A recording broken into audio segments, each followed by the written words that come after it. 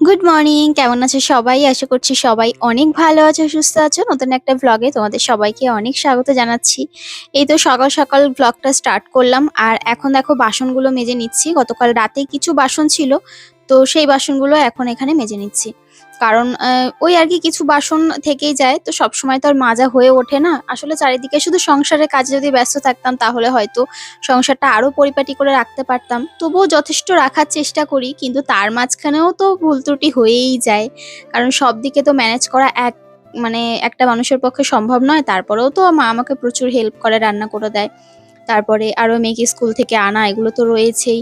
তো আমি তারপরে যতটুকুনি পারি আমার ভিডিওর কাজ করে সংসারটাকে সামলে রাখার চেষ্টা করি। তার মধ্যে ঘরদোরগুলো একটু মুছে দিই, মায়ের ঘরদোরগুলো মুছে দিয়ে আসি। কারণ একজন যদি রান্না বান্না করে আর একজন যদি একটু ঘরদোরগুলো মুছে দিয়ে এক্সট্রা কাজগুলো করে দেয়, তাহলে দেখবে মানে মিলেমিশে কাজ করে নিলে না অনেক বেশি সুবিধা হয়। আর সংসারের কাজগুলো যদি মানে হাতে হাতে হয়ে যায়, তখন দেখবে মনের মধ্যে কোনো নেগেটিভিটি আসে না যে ও কাজ বেশি করলো, ও কম করলো, কেন করলো না, মানে এই যে একটা ব্যাপার, এটা কিন্তু কখনোই আসে না।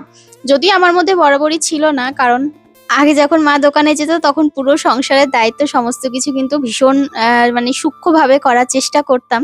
তো তখন ইউটিউব ছিল না, যে কারণেই পারতাম, কিন্তু এখন পুরোপুরি পেরে উঠি না। তারপরে তো বিভিন্ন রকম রোগের কারণে আর এনার্জি যেন কোথার থেকে দিন শুরু হওয়ার আগেই শেষ হয়ে যায়।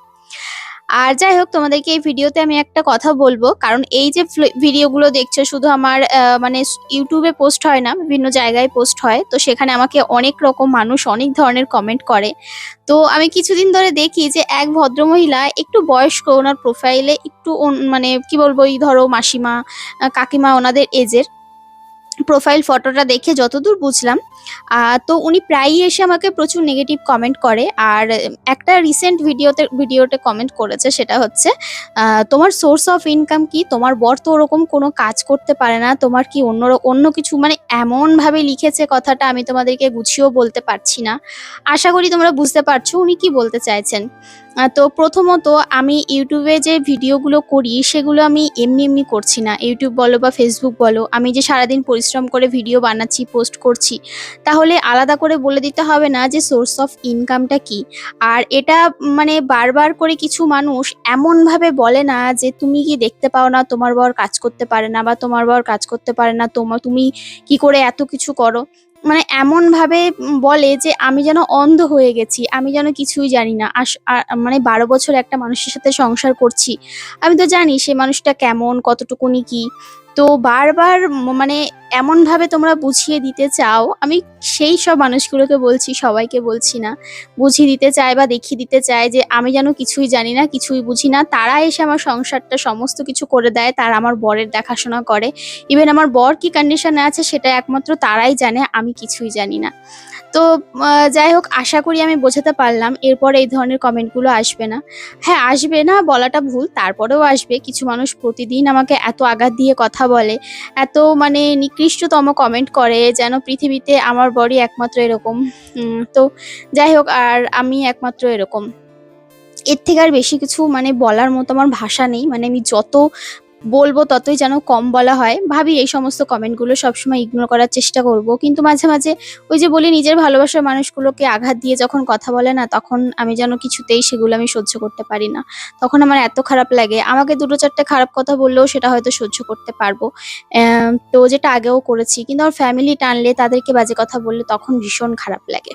তো আশা করি আমি ক্লিয়ার করতে পারলাম যে আমার সোর্স অফ ইনকামটা কি। আমি বিভিন্ন রকম কাজের সাথে যুক্ত হওয়ার চেষ্টা করি। আমার ইউটিউব, ফেসবুকের কাজ রয়েছে, বিভিন্ন রকম ব্র্যান্ড শুট রয়েছে, বিভিন্ন জায়গায় গিয়ে গিয়ে ভিডিও শুট করি, সেটা তোমরা দেখো। তো সেসব জায়গাতে আমি তো ফ্রিতে কাজ করি না, তাই না? কিছু হলেও আমি পেমেন্ট পাই। আর যখন সোনার গয়নাটা কিনেছিলাম তখন আমি বলেছিলাম যে আমি দীর্ঘদিনের সেভিংস দিয়ে কিন্তু তবে ওটা কিনেছি। তো আশা করি এর থেকে বেশি আর কি বলবো বলো, এর থেকে বেশি আর কিছু বলার নেই। আর আমি কিছু আমার গাছ অ্যাড হয়েছে ব্যালকনিতে, সেগুলোই তোমাদের দেখাচ্ছিলাম। কালকে তোমাদের একটা ভিডিও পোস্ট করব, সেটা হচ্ছে আমার ব্যালকনিটা খুব সুন্দর করে সাজিয়েছি, সেটা তোমাদের আমি দেখাবো। মানে কিছু গাছ অ্যাড করেছি, গাছগুলো রিপোর্টিং করেছি। আর এদিকে মেয়েকে একটু ডাবের জল দিলাম। তো ডাবটা বলেছিলাম মুখটা কেটে দিতে, বাড়ি গিয়ে ওকে দেবো স্কুল থেকে ফেরার পথে। কারণ কি বলতো, রোদের থেকে আসে তো চোখ মুখগুলো না মানে বসে গেছে, মাঝে মাঝে দেখি চোখের তলায় কালি পড়ে গেছে। বাচ্চা মানুষ, ওরাও অত মানে স্কুলের এখন গরম পড়ছে, রোদে আসা যাওয়া একটা ব্যাপার রয়েছে, ছোটাছুটি, পরীক্ষা চলছে। তো একটু গরমকালে ডাবের জল বা একটু মিষ্টির জল এই সমস্ত করে দেওয়ার চেষ্টা করি, বা যখন কিছুই থাকে না তখন একটু নুন চিনির জল দিলেও একটু কাজে দেয়। তারপরে ওকে ডাবের জলটা দিয়ে এদিকে কিন্তু ও ভাত খেয়ে নিয়েছে, মানে ভাত খেয়ে নিয়ে এবার এদিকে আমরা চা খেতে বসেছি। তো আমি, মা আর বর যথারীতি যেরকম তিনজন একসাথে খাওয়া দাওয়া করি সেই রকমই।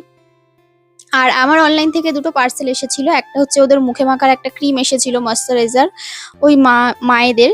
আর একই প্যাকেটের মধ্যে আমার আর একটা জিনিস এসেছিল, সেটা হচ্ছে কোকোপিট। তো এই কোকোপিটটা না দেখে আমি অবাকই হয়েছি, মানে এত ছোট, আমি তো ভাবতেই পারিনি এত ছোট আসবে।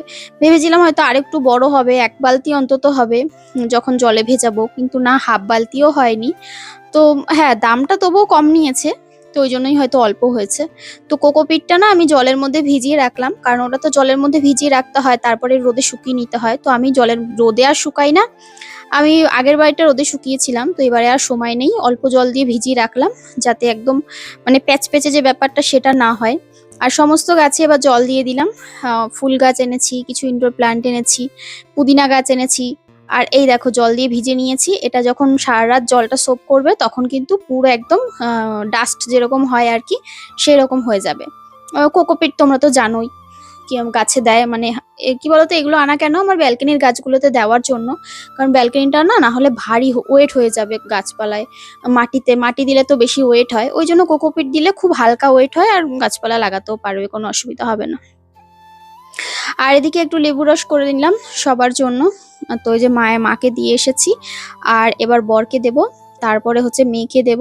মেয়ে একটু শুয়ে পড়েছে, তো ওকে দিয়ে তারপরে আমি আমারটা এখনো করা হয়নি, বরকে দিয়ে তারপরে আমি আমারটা মানে খাবো। আর ও তো যে লেবু রস কিছুতেই খেতে চায় না, তাও জোর করে দিলাম, মানে আমি দিলে একমাত্র খায় আর বাড়ি কেউ দিলে খাবে না।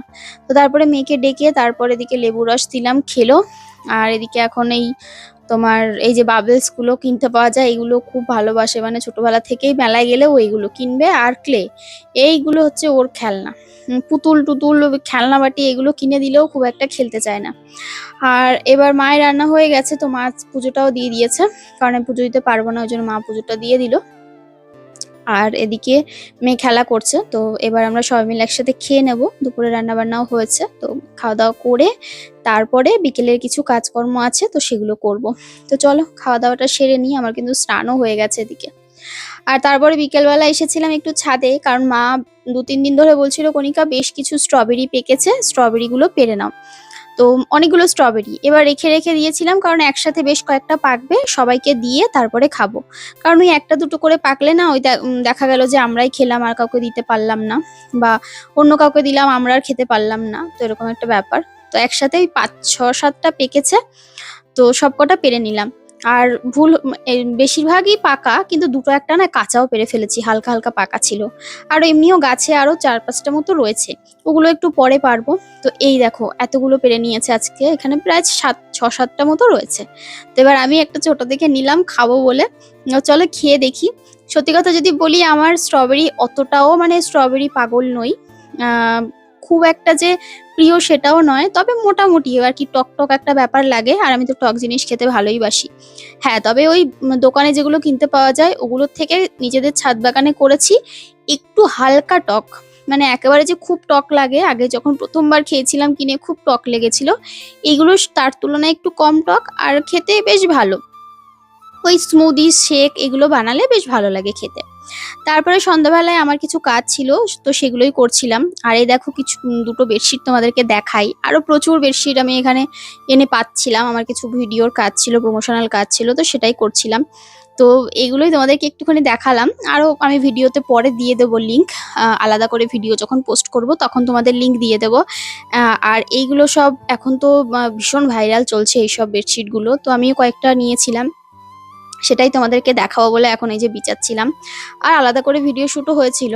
তো মানে প্রিন্টগুলো না এত সুন্দর, এত সুন্দর, একটার থেকে আর একটা সুন্দর। মা তো দেখছে আর বলছে কণিকা এটা ভালো, আবার পরেরটা দেখছে বলছে কণিকা এটা আরো ভালো, মানে এইরকম বলছে। তো দেখো এটা দেখতে কি সুন্দর, আর ভেতরটা না পুরো মনে হবে যেন লাইট জ্বলছে, কিন্তু এটা কিন্তু লাইট জ্বলছে না, পুরো মনে হচ্ছে না যে পুরো আলো, তার উপরে সেই খরগোশটা বসে রয়েছে। এই দেখো ভীষণ সুন্দর, মানে চাদরের উপরে বসে রয়েছে আর হাতে একটা তোমার ওই লণ্ঠন কি বলে মানে আলো নিয়ে। তো এটা গেল একটা। আর তারপরে এটা হচ্ছে আরেকটা নেক্সট এটা দেখো দুজন কাপল তো বসে রয়েছে গাছতলায় পুকুর পাড়ে। এটা তো আমি উজ্জ্বলকে পরে দেখিয়ে বলছিলাম যে এটা তুমি আর আমি হলে ভালো হতো। তো যাই হোক, আর তারপরে একটা থার্ড যেটা দেখাবো এটাও খুব সুন্দর। এটা পুরো ফ্লাওয়ার প্রিন্ট করা। তো চলো আজকে ব্লগটা এখানে রাখলাম, কেমন লাগলো জানিও।